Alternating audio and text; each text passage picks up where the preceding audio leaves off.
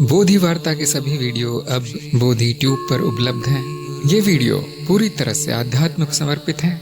एक निशुल्क वीडियो सेवा है, पूरी तरह से विज्ञापन रहित है, अव्यावसायिक है और बोधि ट्यूब साधकों के लिए स्वर्ग है।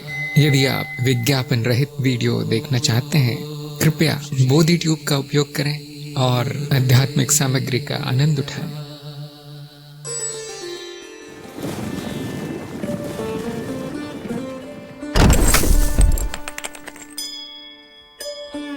नमस्कार, बोधि वार्ता सत्संग में आप सभी का स्वागत है। सत्संग हम सभी के लिए एक अवसर है, मिलने का, प्रश्न उत्तर करने का, आपकी शंकाओं का समाधान करने का प्रयास करता हूँ मैं, आपकी समस्याओं को सुलझाने का प्रयास करते हैं, आपकी साधना को ठीक करने का प्रयास करते हैं और हमारा कार्यक्रम सत्संग में चलता है। जैसे कि मैंने कहा कि कई परीक्षाएं एक के बाद एक होने वाली है। आज भी परीक्षा से शुरू करेंगे, जो है कृष्ण प्रिया की परीक्षा।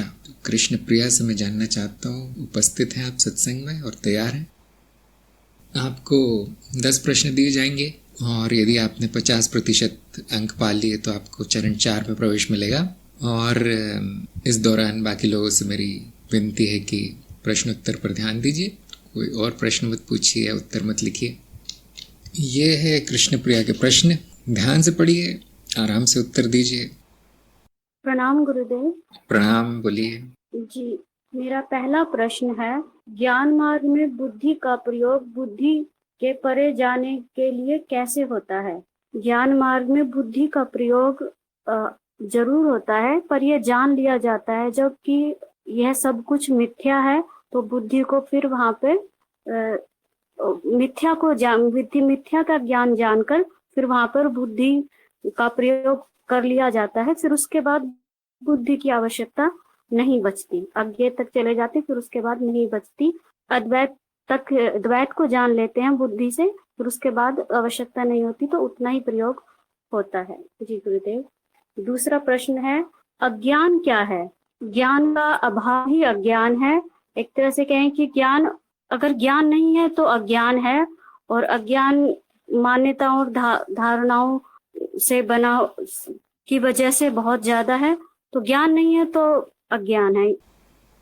तीसरा है, क्या संपूर्ण अस्तित्व असत्य है? संपूर्ण अस्तित्व प्रकट अप्रकट दो अवस्थाओं में है, तो अप्रकट है वह भी सत्य है, और जो प्रकट है वह भी सत्य है। इसका आधार शून्य है। तो दो तरीके, अगर द्वैत में देखा जाए वैसे तो शून्य है, अज्ञेय है बिल्कुल, लेकिन अगर हम जान रहे हैं, समझ रहे हैं द्वैत को, तो सत्य है, और अज्ञेय तक चला जाता है तो वो शून्यता है।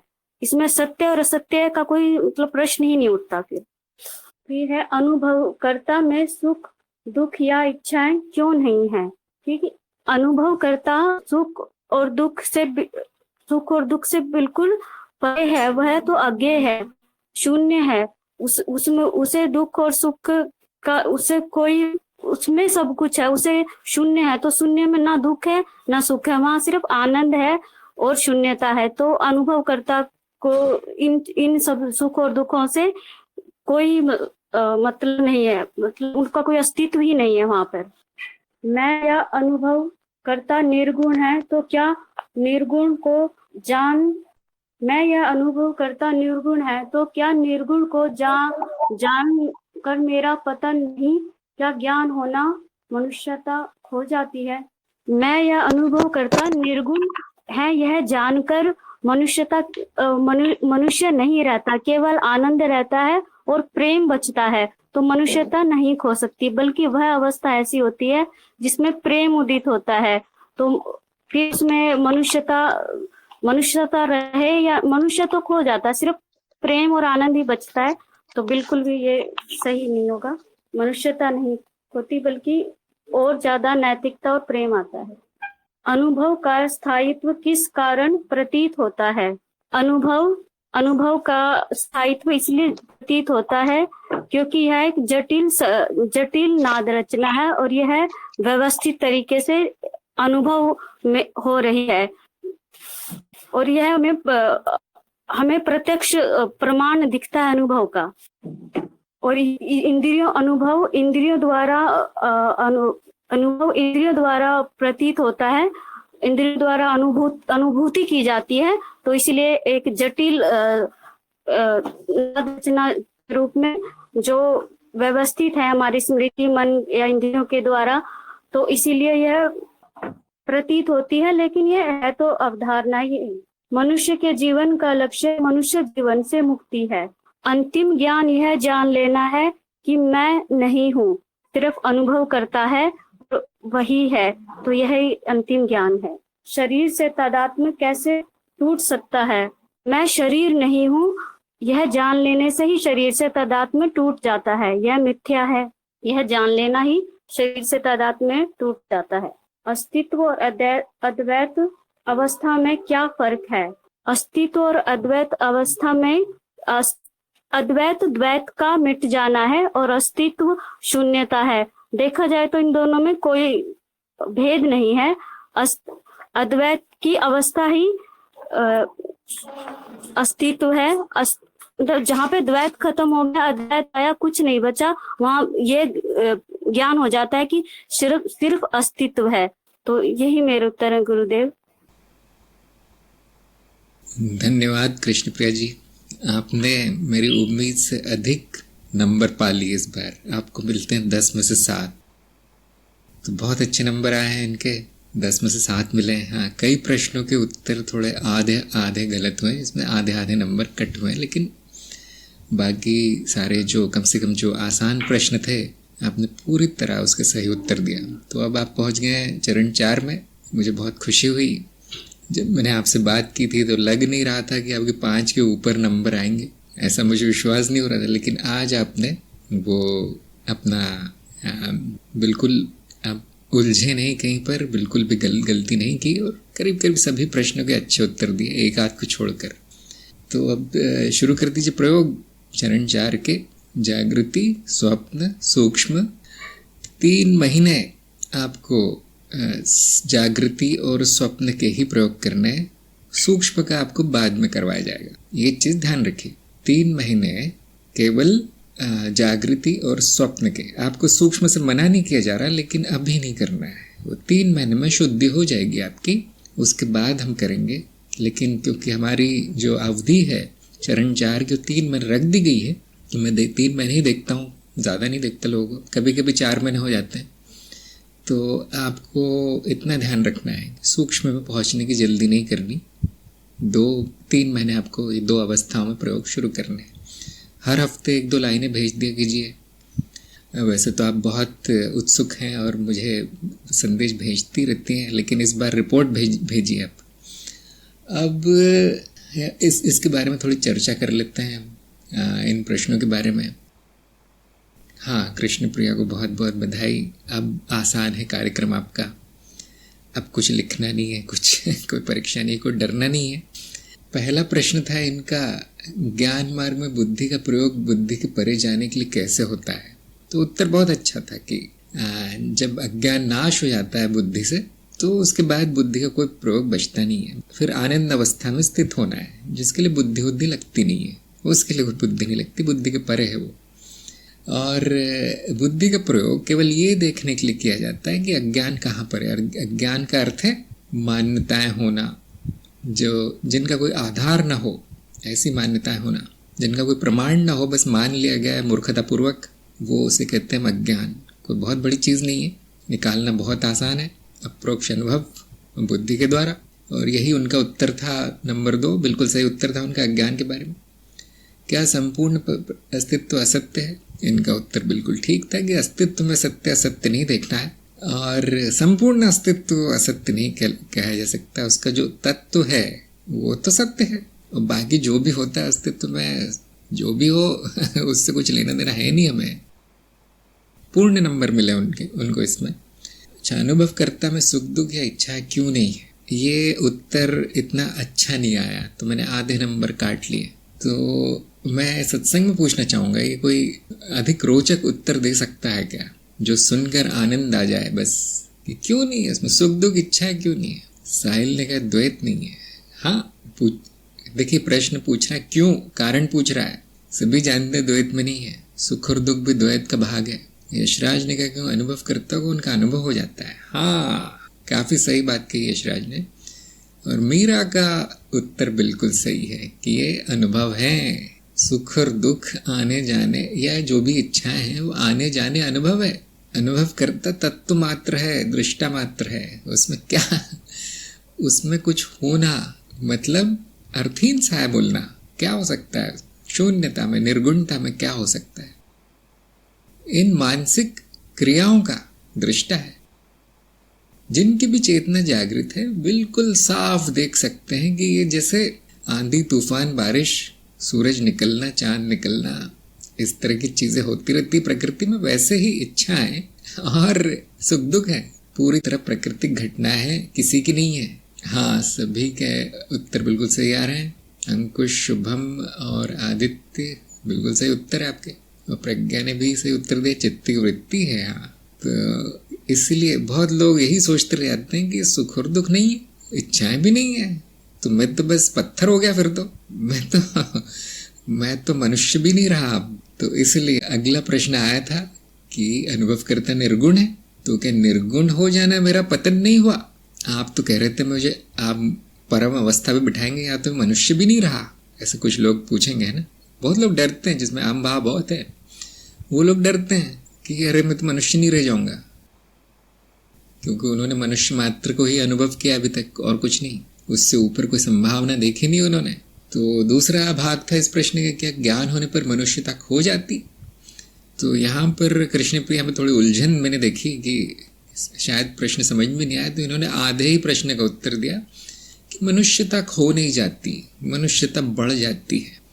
ज्ञान होने के बाद मनुष्य सही मायने में मनुष्य कहलाता है, नहीं तो पशु मात्र होता है वो, सामाजिक पशु, इससे ज्यादा कुछ नहीं होता। मनुष्य ज्ञान नहीं होता उसको जब तक, तो मनुष्यता मिल जाती है ज्ञान होने पे। और जो लोग ऐसे सोचते हैं कि हाँ सब कुछ खो जाएगा, उनमें अभी बहुत अज्ञान है उनको अभी बहुत दूर जाना है। ये जो डर है वो इसको हम अवरोध कहते हैं, जो अहम वृत्ति ने खड़ा किया है। क्योंकि अहम वृत्ति जानती कि मेरा तो अंत आ गया है, मेरी तो मौत निश्चित है, इसलिए वो अवरोध खड़ा करती कि नहीं नहीं नहीं, ये ठीक नहीं है।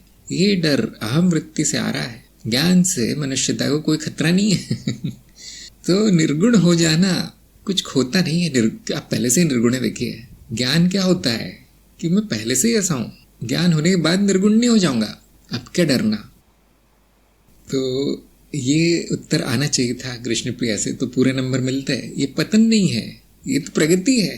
पतन क्या है? इस अवरोध को लेकर बैठ जाना कि नहीं मुझे नहीं जाना, अध्यात्म में मेरी मनुष्यता खो जाएगी, मेरी इच्छाएं खो जाएंगी, मेरा भोग और सुख दुख हो जाएगा, मेरी इच्छाएं खो जाएंगी, मेरे संबंध टूट जाएंगे। देखिए परिवर्तन तो आएंगे, ऐसा तो नहीं कि परिवर्तन नहीं आएंगे, लेकिन इतना बुरा नहीं होगा। इतना क्या घबराते हो, इतना क्या डरते हो? जो लोग नहीं आना चाहते अध्यात्म में, उनको मैं आश्वासन देता हूँ कि मजा ही मजा है यहाँ। थोड़े दिन उलझन हो सकती है, हाँ थोड़े दिन इस तरह की अवस्था आ सकती है कि अब पैरों तले जमीन भी नहीं है, ऐसा लग सकता है कि मैं कहाँ, ये इन्होंने, गुरु ने मेरे को कहा था आसमान में बैठाऊंगा, लेकिन बीच में लटका दिया, ना आसमान है ना जमीन है। क्यों? क्योंकि प्रश्न समाप्त हो जाते हैं, उत्तर भी समाप्त हो जाते हैं, आपने जो धारणाएं बनाई थी समाप्त हो जाती है, अब क्या बचा? लेकिन इस स्वच्छंदता में, इस लक्ष्यहीनता में ही मजा है। अब ज्ञान होने के बाद मनुष्य बनकर रोज पार्टी कीजिए। हम आपको कोई साधना नहीं देंगे, कोई आपको सिर के बल नहीं खड़ा करेंगे, आपको हिमालय नहीं भेजेंगे, आपको ब्रह्मचारी नहीं बनाएंगे। अब मजा है मनुष्य होने में, ये जानने के बाद कि ये मिथ्या है। इससे पहले बहुत डरावना है जीवन, जिसका ज्ञान नहीं हुआ है उसको बहुत उसके लिए डरावना सपना है। हम कहते हैं जीवन सपना है, लेकिन जो अज्ञानी है उसके लिए डरावना सपना है। हमें नहीं चाहिए ऐसा सपना, तो पहले ज्ञान ले लीजिए, ये जरूरी है। तो यही मनुष्य जीवन से आपको मुक्ति दिलाएगा। यही 7वां प्रश्न था, बिल्कुल सही उत्तर आया उनका। अच्छा, 6वां प्रश्न ये था कि अनुभव में स्थायित्व किस कारण प्रतीत होता है, तो इसमें 0 मिले, इनका उत्तर गलत था। तो मैं सत्संग में पूछना चाहूंगा, ये लो बहुत अच्छे उत्तर आ गए, एकदम सही उत्तर आ गए तुरंत। स्मृति के कारण यशराज विशाल ज्योति प्रीति, चारों के उत्तर बिल्कुल सही। कृष्ण प्रिया ने स्मृति का नाम लिया, नाम नहीं लिया, स्मृति की स्मृति चली गई। मैंने एक चीज देखी कृष्ण प्रिया में, अनुभव वाला भाग आपका कमजोर है। अनुभव करता में आप पंडित हो गए हैं, अनुभव वाला भाग कमजोर है। अब आपके लिए मैं एक उपाय बताता हूं कि ये सारे जो नाद चित्त परतें है ना, आपने देखा होगा, है नहीं, मैंने प्रश्न डाले नहीं मैं जानता था अगर ऐसे 3-4 प्रश्न आ गए तो कठिन हो जाएगा आपका।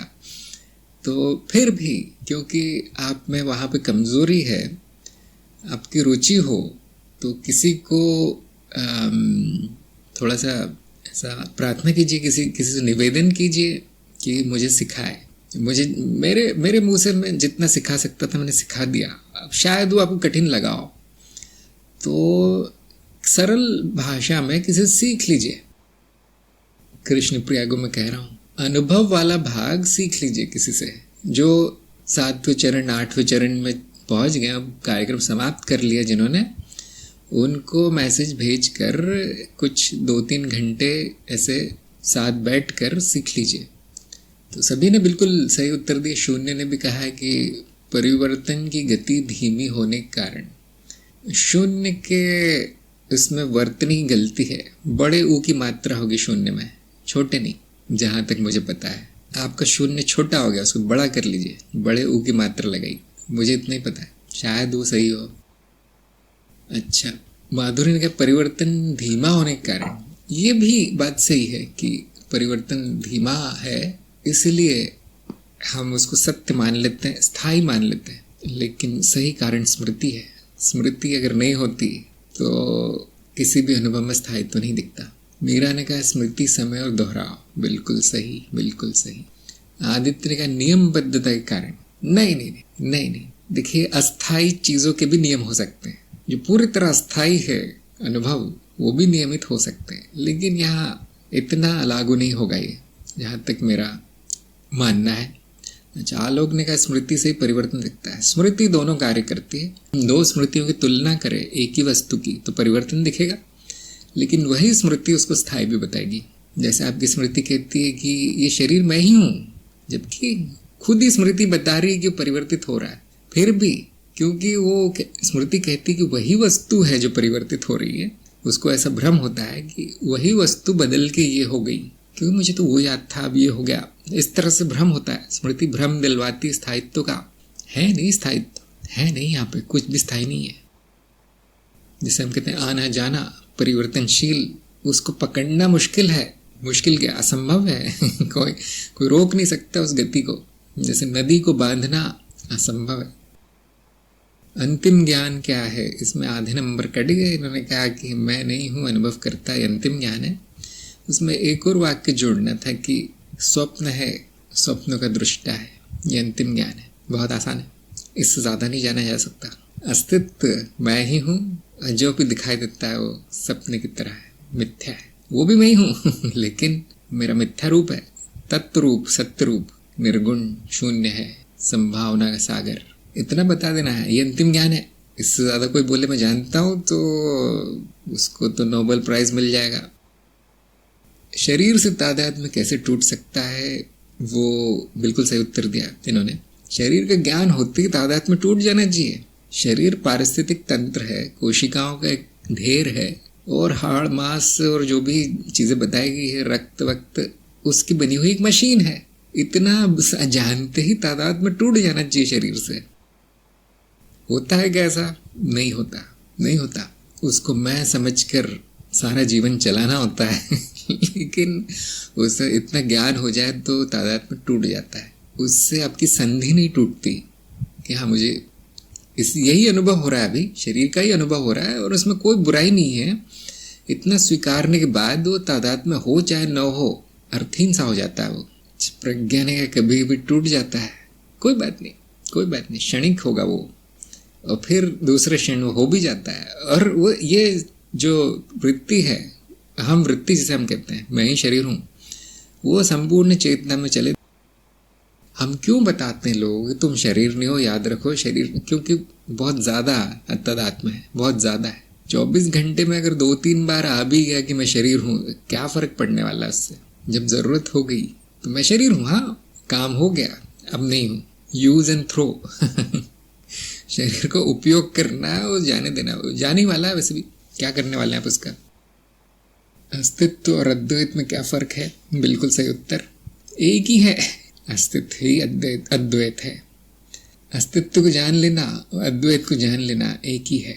संपूर्ण द्वैत अद्वैत में होता है। इसलिए ये नहीं सोचना है कि मैं क्योंकि द्वैत में हूँ इसलिए अद्वैत को नहीं जानता। संपूर्ण द्वैत अद्वैत में होता है, इतना जान लेना। अद्वैत अवस्था में आ जाना है। आप आ नहीं पाएंगे अद्वैत अवस्था में कि गुरुजी मुझे अस्तित्व बना दीजिए, नहीं, वो नहीं हो सकता। आप पहले से ही अस्तित्व हैं।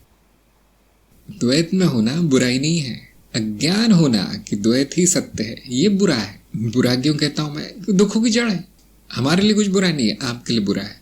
जो अज्ञान में है, द्वैत में है, वो दुख भोगेगा, उसमें भी कोई बुराई नहीं है। हमारे दृष्टिकोण से दुख भोग कर ही अध्यात्म में आते हैं लोग। फिर जब ज्ञान होता है तो दुखों का पहाड़ विलीन हो जाता है। क्यों? वो था ही नहीं, वो तो मिथ्या था। मिथ्या को लिए क्या रोना? बहुत से लोग है ना अपनी कहानी सुनाते हैं कि मेरे साथ ऐसा भी हुआ, मेरे साथ वैसा भी हुआ, और मैं चुपचाप सुनता हूँ। क्यों? मुझे पता है अभी तक ज्ञान नहीं हुआ। उसको बोला नहीं जा सकता कि देखिए तुम्हारे साथ नहीं हुआ, वो तो मुझसे बात ही नहीं करेगा। फिर ये कैसा गुरु है? निष्ठुर है। पत्थर दिल है, संग दिल है। तो हाँ बहुत बुरा हुआ, बहुत बुरा, हम कुछ उपाय करते हैं। और झूठ, कोई उपाय नहीं करता मैं सिर्फ दिखा देता हूँ कि जो तुम्हारे साथ हुआ वो सब सपने की तरह था। झूठ बोलता हूँ मैं। ये काम है गुरु का। बाकी लोगों का काम है बढ़ावा देना कि हाँ तुम्हारा जो अतीत है वही तुम हो। अब मैं क्या कहता हूँ, जो भी अतीत, हाँ सीख लो थोड़ा बहुत उससे, क्या हुआ आगे से रिपीट मत करना, वो गलती दोहराना मत, उसको छोड़ दो। स्मृति है, मिथ्या है, अनुभव करता स्मृति में नहीं पाया जाता। तो क्यों लेके बैठे हो स्मृति? ये हो गया, वो हो गया, मेरे साथ तो कुछ नहीं होता। जैसे ज्ञान प्रकट होता है, चेतना प्रकट होती है, स्मरण रहता है, आप देखेंगे कितना भी बुरा जीवन हो पुराना, समाप्त हो जाता है। तो ये थे प्रश्न उत्तर। बहुत सरल प्रश्न थे। कृष्ण प्रिया में 1-2 अभी संभावना है थोड़ी सी प्रगति की, तो प्रयास करते रहिए। और अब बाकी लोगों के प्रश्न आमंत्रित हैं।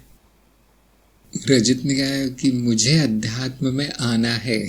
बहुत आसान है, देखिए अध्यात्म क्या है जान लीजिए, एक मार्ग चुन लीजिए, उस मार्ग का गुरु चुन लीजिए और गुरु द्वारा बताई गई साधना शुरू कर दीजिए।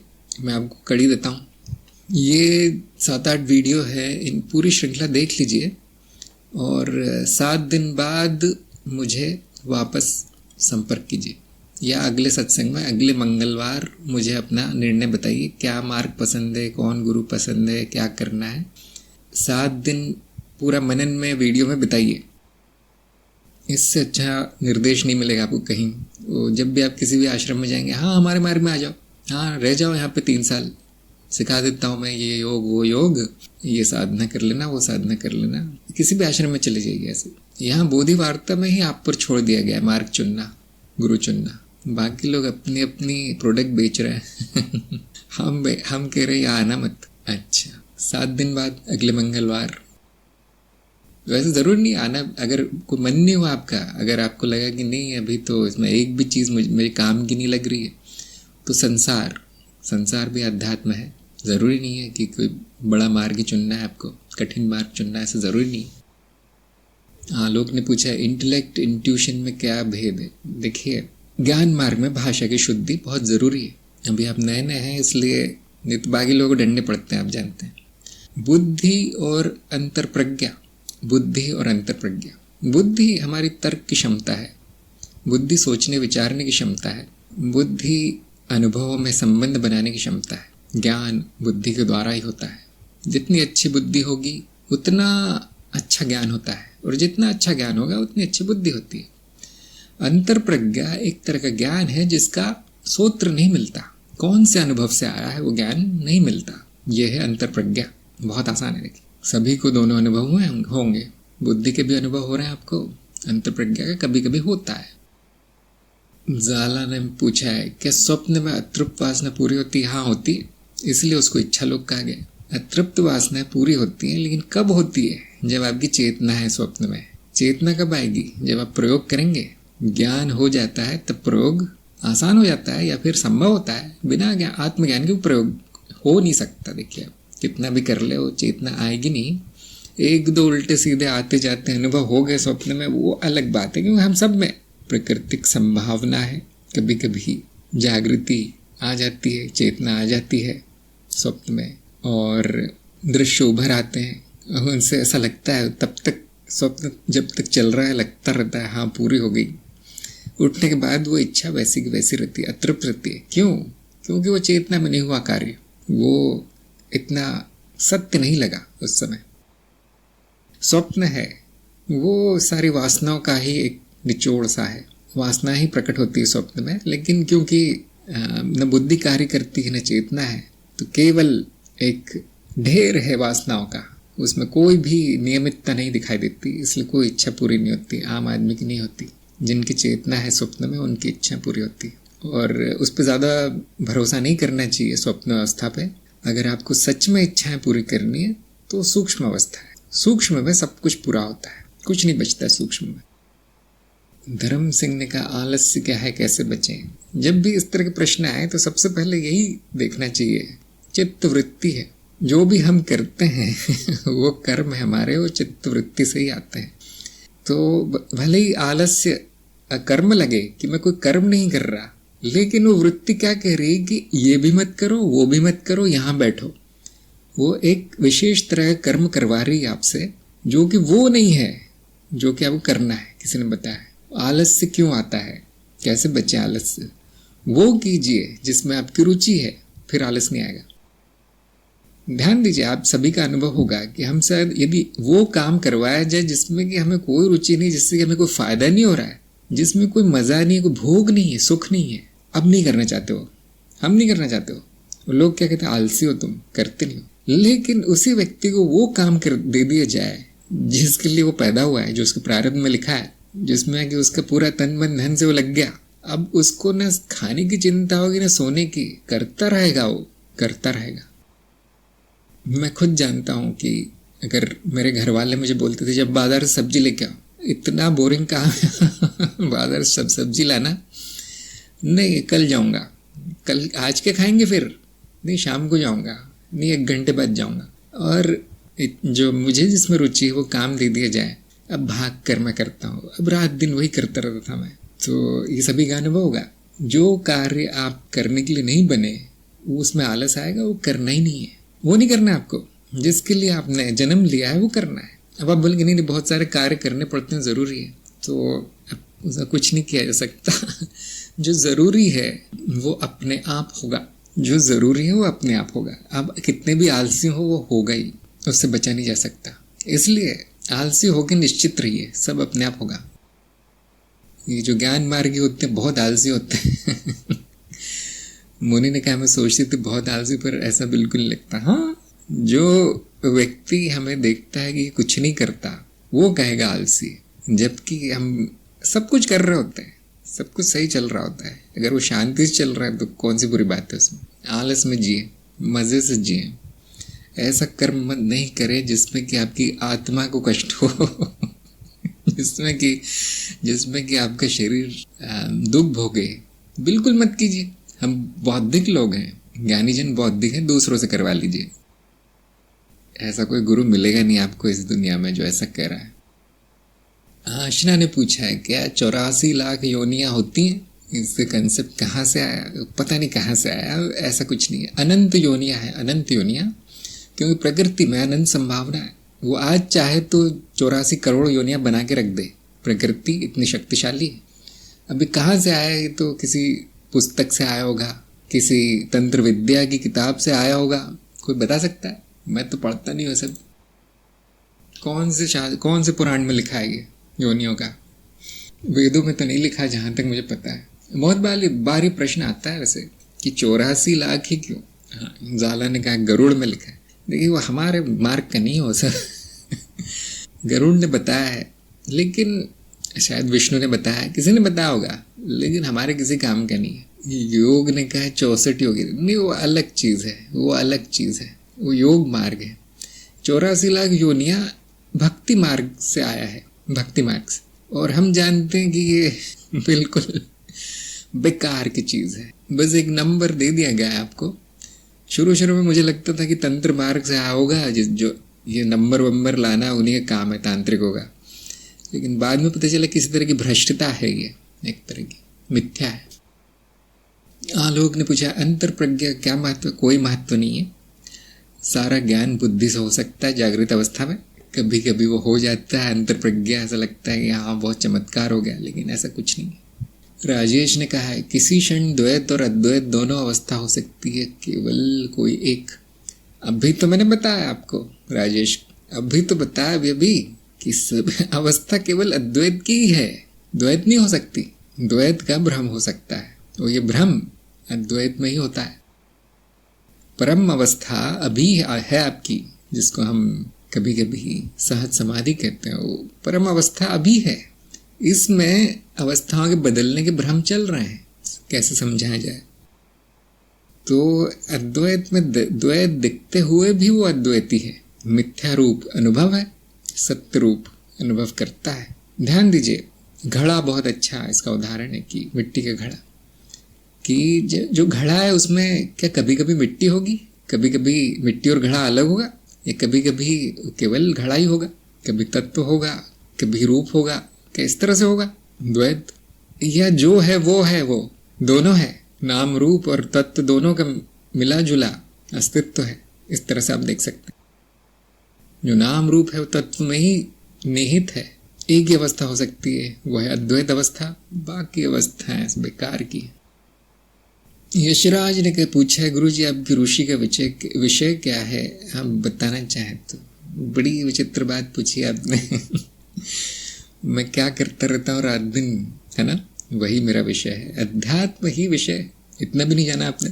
हाँ, कुछ और पूछना चाहते होंगे अगर आप तो बता दीजिए मुझे। और कोई विषय मेरी रुचि का नहीं है, वैसे देखा जाए तो किसी में रुचि नहीं आती। अब मनस ने कहा है, क्या आत्मन शरीर छूटने के बाद ही सिर्फ बाहर निकल आता है, शरीर रहते नहीं निकल सकता?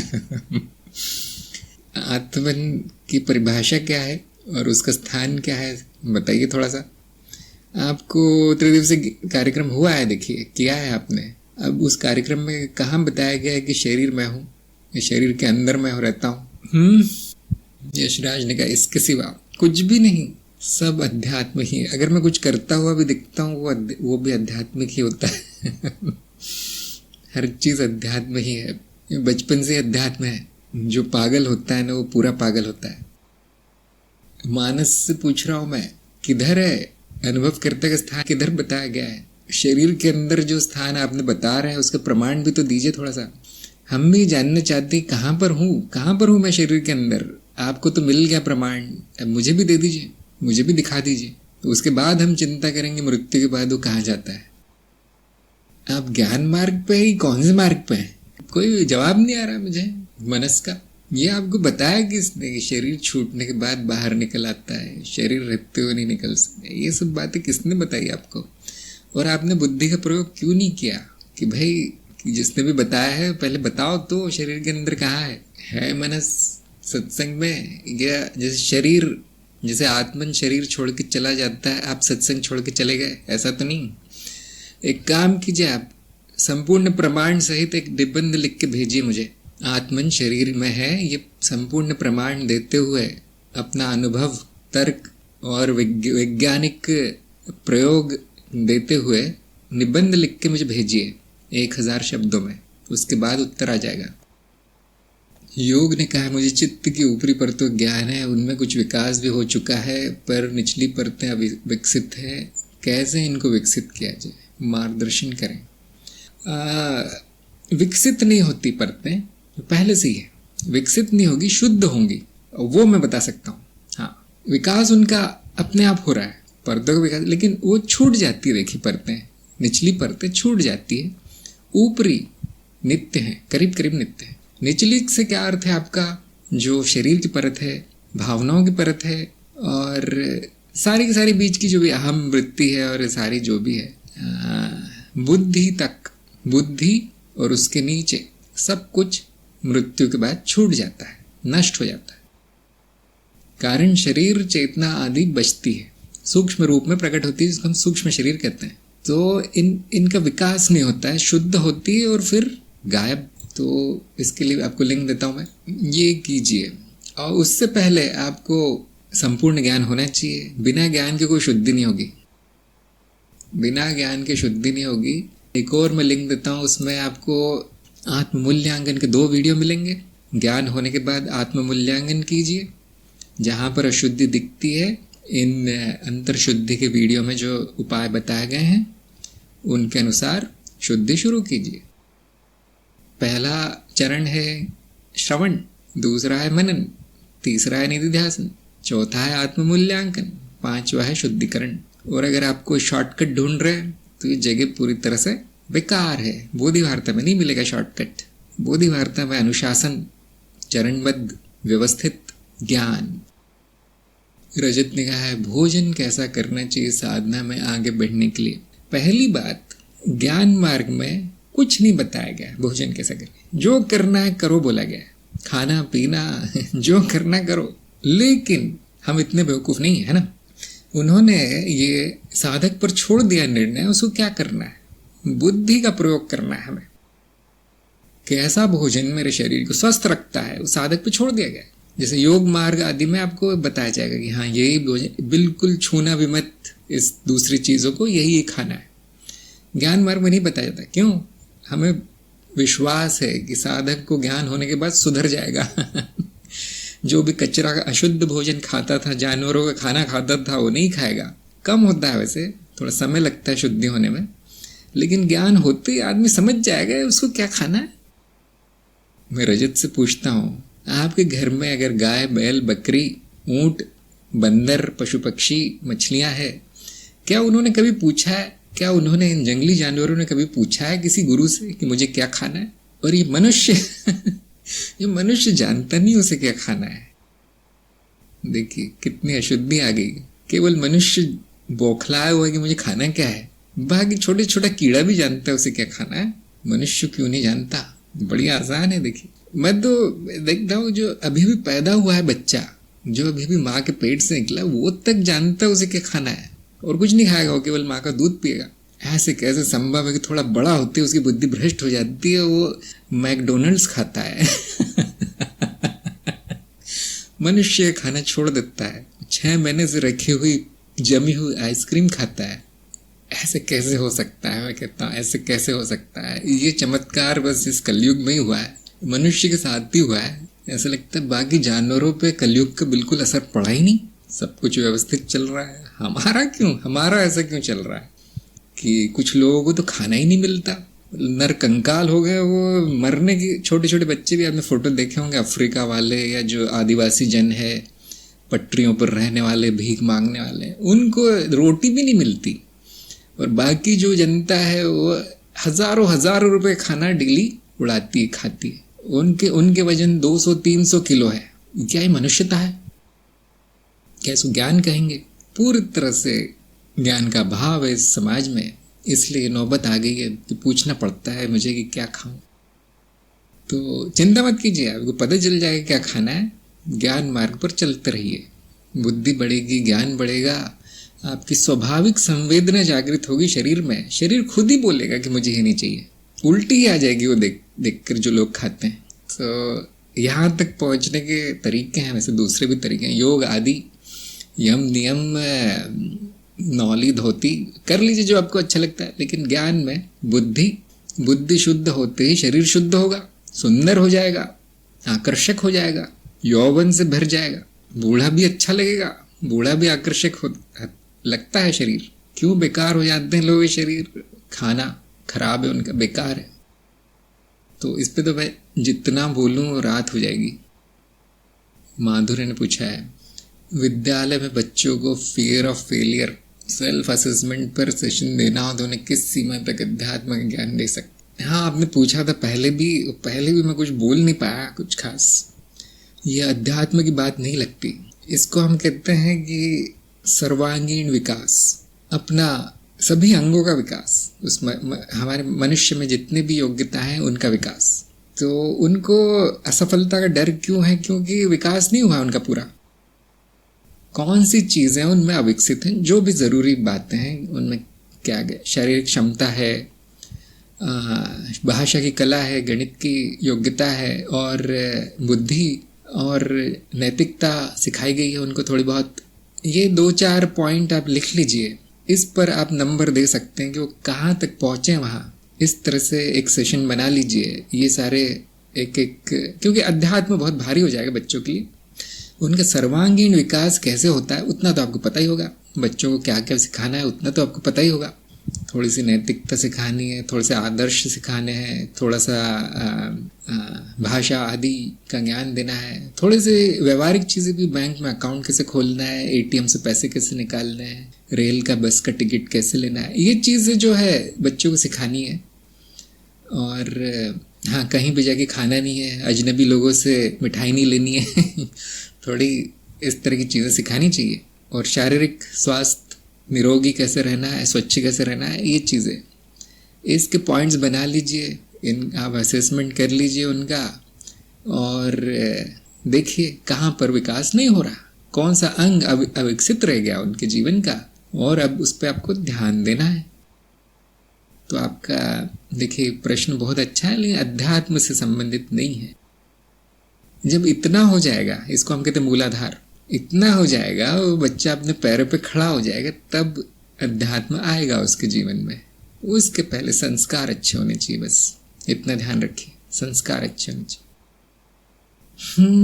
लोग कैसे संस्कार डालते हैं? बेटा इस मंदिर में जाके इसकी पूजा करना, और पड़ोसी से झूठ बोल देना कि मैं बीमार हूँ और मेरे बॉस का फ़ोन आया तो बोल देना वो टूर पे गए हैं। ऐसे संस्कार। बेटा है ना, तुम लड़की हो, लड़कों को देखना भी मत, उनके साथ मत जाना, और हाँ तुम कितनी भी पढ़ लिख लो, तुम्हें तो शादी करके बच्चे पैदा करना है, चूल्हा चौका करना है। अगर आपने ये संस्कार डाल दिए तो उस बच्चे का जीवन बर्बाद हो गया बर्बाद। फिर वो कितना भी स्मार्ट हो, वो ऐसे ही रहेगा। वो सर्वांगीण विकास कुंजी है। हाँ, भाषा शुद्धि आप खुद ही कर लीजिए थोड़ा सा। आशना देखिए, गुरु जी आपकी क्या इच्छा है? मेरी इच्छा है कि सभी लोग प्रगति करें, नहीं तो मैं गुरु का कार्य कभी नहीं करता है ना। ये इच्छा प्रकट है यहाँ पर सबके सामने, देख लीजिए। मेरी यही इच्छा है कि सभी वो हो जाए जो मैं हूँ, या मुझसे भी आगे निकल जाए। मैं तो कुछ नहीं हुआ ना, नया नया आया हूँ। तो मैं चाहता हूँ सब लोग इतनी प्रगति करें कि लौट कर ना आए मनुष्य योनि में। यही मेरी इच्छा है। यही इच्छा संकल्प बन गई है जो मैं हर कार्य में डाल देता हूँ। जैसे सभी ने देखा होगा, मैं लोगों का हाथ पकड़ता हूँ, उनको चलाता हूँ। क्यों? उनकी इच्छा शून्य है मेरी तो इच्छा ही नहीं होती। मैं तो भोजन ही बेकार है, लेकिन वो भी ठीक करने की इच्छा नहीं होती। उनको थोड़ा सा देखिए हाथ पकड़ के खींचना पड़ता है कि मेरे साथ आओ, मेरे साथ आओ। क्यों? क्योंकि यहाँ इच्छा प्रबल है, प्रगति की इच्छा गुरु में प्रबल है, इसलिए खींच रहा है सबको, चलो मेरे साथ। वो नहीं आते लोग तो फिर उनको फिर खरी खोटी भी सुनाता है गुरु, कड़वा भी बोलता है। तो इच्छा बहुत बड़ी प्रबल है, और इसी का नाम हमने बोधिसत्व वृत्ति दिया है। सभी लोग मनन कीजिए, आपकी इच्छा क्या है अगर कमजोर है तो मेरी ले लो, मैं तो सब देने को तैयार हूँ। मांगते क्यों नहीं? लोग तो मांगते भी नहीं। योग ने कहा है, बोधि वार्ता में टमाटर इतना क्यों प्रसिद्ध है? इस पर कुछ बोले? क्या बोलूं, तो रोज टमाटर ही रट लगाता हूँ मैं। कुछ क्या बोलूं, मैं तो पूरा तो टमाटर ही बोलता हूँ। तो किसी के पास अगर वो कड़ी हो टमाटर उपनिषद की तो योग को दे दीजिए। टमाटर उपनिषद किसी के पास है कड़ी, प्रसिद्ध क्यों है पता चल जाएगा आपको। अमित ने पूछा, क्या भोजन का प्रभाव पड़ता है चित्त पर? हाँ जी, जरूर पड़ता है। जिस तरह से चित्त का प्रभाव शरीर पर पड़ता है, शरीर का प्रभाव चित्त पर पड़ता है। आप बोलेंगे ऐसे कैसे संभव है, चित्त और शरीर तो अलग है। तो यहाँ पे अज्ञान ये है कि शरीर भौतिक है और चित्त भौतिक नहीं है, मानसिक है। शरीर भी चित्त है, इसलिए हमने शरीर को चित्त की परत कहा है। ऐसे कैसे हो सकता है? आप बोलेंगे कनेक्शन किधर है? देखिए सब जुड़ा हुआ है। जैसे टेबल के 4 पैर है, एक पैर खींचेंगे तो बाकी 3 पैर क्या वहीं बैठे रहेंगे? सब जुड़ा है। आपको जुड़ाव नहीं दिखाई देता? ऐसा तो होगा ही नहीं कि आपको दिखाई नहीं देता। आपको दिखाई देता होगा कि जब मैं बीमार रहता हूं तो मेरी बुद्धि हड़ताल, जब मैं थका होता हूँ तो गणित नहीं होता, जब मैं क्रोधित होता हूँ तो मेरी भावनाएं अस्त व्यस्त होती है। इस तरह से मेरा शरीर मतलब कांपने लगता है या बीमार पड़ जाता है अगर भावनाएं शुद्ध नहीं हो तो। अगर मेरे मन में ईर्ष्या है और ग्लानि है तो मेरे चेहरा कुरूप कर देती है, वो चेहरा कुरूप हो जाता है। मेरे अंदर डर विकार है तो मेरी आंखें कुरूप हो जाती है, मेरी शक्ल कोई देखना नहीं चाहता। ये सब आपका रोज का अनुभव है। पागल आदमी को देखिए, शक्ल नहीं देख सकते आप उसकी ज्यादा देर, कुरूप है। तो क्या भोजन के हर चीज का प्रभाव हर दूसरी परत पे पड़ता है, एक वृत्ति का प्रभाव हर परत पे पड़ता है। क्यों? नाद है, सीमित नहीं है, एक जगह सीमित नहीं है, सारे चित्त में वो नाद गूंजता है। एक जगह कुछ दोष आ जाए वो सारे चित्त में गूंजता है, और एक जगह कुछ अच्छा हो जाए वो भी गूंजता है। किसी दिन आप प्रसन्न हैं, आप देखेंगे आपके शरीर में ज्यादा ऊर्जा है, उस दिन ज्यादा काम कर रहे हैं, नाच रहे हैं, गा रहे हैं, है ना। आलस की जो परिभाषा है कि वो अवस्था जिसमें जो कार्य करने के लिए आप बने नहीं वो करवाया जा रहा है, वो अवस्था आलस्य है। जैसे ही आपको वो कार्य दिया जाता है जो जिसमें आपकी रुचि है, अब सारे चित्त में तरंगे दौड़ जाती हैं, अब पता नहीं कहाँ से ऊर्जा आ जाती। सभी का ये अनुभव होगा। शरीर अलग नहीं, चित्त अलग नहीं, सब कुछ चित्त ही है। यहाँ तक कि चित्त में जो चल रहा है उसका प्रभाव वातावरण पे पड़ता है और दूसरे लोगों पर भी पड़ता है। आप सोचते हैं कि दूसरे लोग अलग हैं, नहीं, वो भी चित्त ही है। संपूर्ण अनुभव चित्त है। अब जिसको ये ज्ञान हो गया वो क्या पूछेगा कि शरीर का प्रभाव पड़ता है नहीं, भोजन का प्रभाव पड़ता है नहीं। भोजन का प्रभाव शरीर पर पड़ता है और शरीर का जैसा है वैसा प्रभाव चित्त पर पड़ता है। इसीलिए जो लोग कुपोषण के शिकार है उनकी बुद्धि भी नहीं चलती, उनकी भावनाएं भी अस्त व्यस्त होती है। और जो लोग दिन रात टेंशन में रहते हैं उनका शरीर कितना भी खा ले सूखा रहता है, रोगी रहता है, कांतिहीन होता है। क्यों? अंदर गड़बड़ है। जैसे हम कहते हैं ना कि बकरे को शेर के सामने बांध दिया जाए, कितना भी खिला दो दुबला ही रहता है बकरा, मोटा नहीं होता। शेर जरूर मोटा हो जाएगा, मेरा खाना मेरे सामने रखा। शिवम ने कहा है कई परतें आवश्यकता से अधिक विकसित या सक्रिय हो गई, इसी का दुष्परिणाम है। अच्छा, कृष्ण प्रिया ने कहा है अनुभव स्मृति में है, कुछ अनुभव याद नहीं रहते तो क्या अनुभव का संयोजन स्मृति में नहीं हुआ? देखिए, याद होना और संयोजन होना अलग वृत्तियां है ना। याद आना अर्थात स्मरण, उसको स्मृति भी नहीं कहेंगे, स्मरण कहेंगे। तो स्मरण अलग वृत्ति है और संयोजन अलग वृत्ति है। हो सकता है कि जब अनुभव हो रहा हो तो बिल्कुल सही संयोजन हुआ उसका, और थोड़ी देर बाद हम भूल जाते हैं, लेकिन वो स्मरण वापस भी आ सकता है। तो अगर हमें याद नहीं रहा उसका अर्थ ये नहीं कि संयोजन नहीं हुआ होगा, लेकिन अब याद नहीं है, या तो इतना कमजोर हुआ है वो जो आपस में जो बंधन बनते हैं, संबंध बनते हैं अनुभव के, वो थोड़े से अर्थहीन से हुए होंगे या कमजोर हुए होंगे। अब वो स्मृति मतलब स्मरण के बाहर चले गए, ऐसा होता है कई बार। तो मैंने देखा है जितना अच्छे से समझ में आता है आपको, और जितना प्रगाढ़, जितना विचित्र या जितना शक्तिशाली अनुभव होता है, उतना याद रहता है। ये जो शिक्षक लोग हैं वो ये बात बिल्कुल अच्छे से जानते हैं और तरह तरह के प्रपंच करते हैं कि बच्चों को याद रहे वो बातें। विज्ञान के नियम है या गणित के नियम है, जो भी है, तरह तरह के चित्र बना के दिखाए जाते हैं और ये और वो चित्रों के सहारे याद आ जाती है, या गीत लिखे जाते हैं। ये प्राचीन काल में बहुत किया गया कि हर चीज को गीतबद्ध कर दिया गया और फिर वो बच्चे सीख जाते हो गाना, अब नहीं भूलते हो। भले उनको उसका मतलब नहीं पता हो, मतलब 20-25 साल बाद पता चले, लेकिन उनको सिखा दिया जाता था, कंठस्थ करवा दिया जाता। बोलो गीता, हाँ चालू, उनको पता नहीं गीता क्या है लेकिन चालू। और उनको 20-25 साल बाद थोड़ी बहुत समझ में आती थी क्या है। तो याद नहीं रहते, कोई बात नहीं, लिख के रख लीजिए जो जरूरी अनुभव लिख के रख लीजिए, टाइप कर लीजिए पीसी में, फाइल में। याद रखना जरूरी नहीं है, आलसी लोग कुछ याद नहीं रखते। मुनि ने कहा है फियर ऑफ फेलियर के लिए उनके माता पिता का सजेशन लीजिए, वहीं से आता है। हाँ, बच्चों में कोई डर नहीं होता, वो बिठाया जाता है बहुत सारा डर, ये बोल के कि तुम्हारी सुरक्षा के लिए। लेकिन सुरक्षा क्यों नहीं सिखाई जाती, आत्मरक्षा क्यों नहीं सिखाई जाती? फिर रजत ने पूछा है 12 ज्योतिर्लिंग शिवा, 4 धाम, सब पूरी सनातन धर्म के बारे में कुछ बताया, सब सिर्फ भारत में ही क्यों है? ये भारत में पता नहीं, लेकिन ज्ञान मार्ग में ऐसा कुछ नहीं है। ये सब ज्ञान मार्ग के बाहर की बात है। ज्ञान मार्ग में क्या है? अज्ञान का नाश, मान्यताओं का नाश, धारणाओं का नाश, अंधविश्वासों का नाश। तो अगर वो होता भी है तो उसका नाश कर दिया जाता है। सनातन धर्म बता सकता हूं मैं, वो सत्य जो कभी डगमगाता नहीं, जो कभी जाता नहीं, जो कभी नष्ट नहीं होता, वो है सनातन। उसी को ज्ञान मार्ग भी कहा जाता है। क्या ये सिर्फ भारत में नहीं, सब जगह, सारी दुनिया में ये अंधविश्वास और भी है, सत्य असत सब कुछ है सारी दुनिया में। भारत थोड़ा विचित्र है, इसमें ज्यादा है। रजत को मैं कहूंगा पहले मार्ग चुन लीजिए, फिर सही प्रश्न आएंगे आपके, है ना। ये सभी मार्गों का मिश्रण आपने कर दिया है। ज्योतिर्लिंग शैव मार्ग में है, शक्तिपीठ तंत्र मार्ग में है, 4 धाम और ये सब भक्ति मार्ग में, और सनातन धर्म ज्ञान मार्ग में। आपने जो खिचड़ी पकाई है वो ऐतिहासिक है, रजत को मैं कहूंगा। अब कोई आश्चर्य नहीं कि आप में अज्ञान इतना क्यों है। एक मार्ग चुनिए, उसमें थोड़ा सा प्रवीण हो जाइए, पहले बढ़िया खिचड़ी बनाइए। हाँ, अंजलि ने कहा है, हम सब जब हम अपने पसंद का कोई कार्य कर रहे होते तो उसमें इतना खो जाते हैं कि बाकी सब कुछ भूल जाते हैं। चेतना रहती और कार्य स्वतः होता रहता है। प्रश्न ये है कि उपरोक्त अवस्था हमारी आध्यात्मिक प्रगति के लिए कैसे महत्वपूर्ण है और समाधि की अवस्था से किस प्रकार भिन्न है। पहले मैं आपको बता देता हूँ कि समाधि हमेशा रहती है, भले ही आप किसी भी अवस्था में हो, जिसको कि हम सहज समाधि कहते हैं, अद्वैत अवस्था हमेशा रहती है। और कोई समाधि है नहीं ज्ञान मार्ग में। जो आप कह रहे हैं वो ध्यान स्थिति है, ध्यान की स्थिति है, और लीनता की स्थिति कहते हैं, हम लीन हो गए उसमें।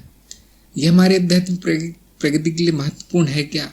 नहीं, मैं कहूँगा नहीं, ज्ञान मार्ग में नहीं है। क्यों? ज्ञान मार्ग में एक ही चीज महत्वपूर्ण है, अज्ञान का नाश, जो बुद्धि के द्वारा होता है, मनन और श्रवण के द्वारा होता है। और अगर आपकी चेतना रहती है तो निध्यासन हो रहा है, ज्ञान मार्ग सही चल रहा है। मतलब जब इतना हो गया तो अब प्रगति की जरूरत नहीं है, प्रगति हो रही है अपने आप जो हो रही थी। महत्वपूर्ण क्या है प्रगति के लिए? मार्ग चुनना महत्वपूर्ण है, गुरु होना महत्वपूर्ण है, और गुरु के निर्देशों पर चलना महत्वपूर्ण है। और जब आपका मन लीन हो जाता है अपने प्रारब्ध कर्मों में, वो सुख की अवस्था है, वो आनंद की अवस्था है। अब भूल जाइए प्रगति, होगी प्रगति। अब क्या प्रगति होगी? हाँ, आप दुख में हैं, आप चिंता में हैं, आपसे एक काम नहीं होता है, सारे काम बिगड़ रहे हैं, असुरक्षा की भावना है कि मेरा क्या होगा, भविष्य अंधकार में है। अब प्रगति की संभावना है यहाँ पे। अब आपको गुरु से बात करनी चाहिए, है ना। सब कुछ भूल कर खो गए हैं उस कार्य में, अब गुरु किस काम का, अब ज्ञान किस काम का। लेकिन इस अवस्था को समाधि समझना भूल होगी। ये ध्यान अवस्था है, लीनता की अवस्था है, आपका ध्यान कहीं और जाते ही नहीं, भटकता ही नहीं है, खाना पीना भूल गए। तो इस तरह समझिए ये चीज़ें कि ये चित्त की अवस्था, शांतिपूर्ण अवस्था, चेतन अवस्था, इसका एक ही, इस लक्षण होने का एक ही कारण है कि प्रगति हो गई है या हो रही है, काफ़ी दूर पहुंच गए आप। और हमारी प्रगति के लिए क्या महत्वपूर्ण है, जैसे मैंने अभी बताया, सबसे महत्वपूर्ण इन सभी में से गुरु है, क्योंकि वो गुरु बाकी लोगों को बाकी गुणों को ले आता है। गुरु के कारण बुद्धि भी आ जाएगी, ज्ञान भी आ जाएगा, शुद्धि भी हो जाएगी हर तरह की, और सारी मान्यताएं भी नष्ट हो जाएंगी। फिर कुछ करने का बचेगा नहीं, कुछ विशेष नहीं बचेगा। अब आनंद, अब छुट्टी, अब लीला खेल। माधुरी का असेसमेंट के समय के बाद सभी एक का ही उत्तर है कि माता पिता की ओर से बहुत दबाव में रहते हैं। तो माता पिता को स्कूल में भर्ती करवा दीजिए। उपाय क्या है फिर, है ना। जब माता पिता ऐसे बच्चे तो पैदा कर लिए लेकिन पालना नहीं आता, तो उनको स्कूल जाना चाहिए। फिर नहीं आता तो मत पैदा करो ना, आराम से रहो ना। किसी ने जबरदस्ती के बंदूक सिर पे लगा के पैदा करवाए बच्चे, इनमें ध्यान नहीं दूंगा अब उन पे। स्कूल का काम है ध्यान देना, मैं केवल दबाव डालूंगा उन पे कि पास हो जाना 80% नंबर लाके, नहीं तो मेरी जायदाद से फूटी कौड़ी नहीं मिलेगी। इस तरह का पालन पोषण होता है बच्चों का। तो क्या बेटा तू बहुत अच्छा है, तू करोड़पति है, क्या करेगा पढ़ लिख के, तू जा बाहर घूम फिर खा पी, और स्कूल में मैं दे दूंगा हाँ थोड़े से टेबल के नीचे से पैसे, अच्छे नंबर आ जाएंगे तुम्हारे, डिग्री तो मैं खरीद लाऊंगा तुम्हारे लिए, तुम जाओ स्कूल में बस मस्ती करो। तो हर तरह के माता पिता है समाज में, उनकी मूर्खता का फल शिक्षकों को चखना पड़ता है। वो तो सौंप जाते हैं अपनी करनी, आपको ध्यान रखना पड़ता है उन पे। तो बड़ा मुश्किल है। देखिए, मानस ने कहा है मैं आपके साथ वार्तालाप कर सकता हूँ। अभी तो वार्तालाप भी चल रहा है, अगर कुछ आपका व्यक्तिगत है तो कुछ फायदा नहीं मेरे साथ करके।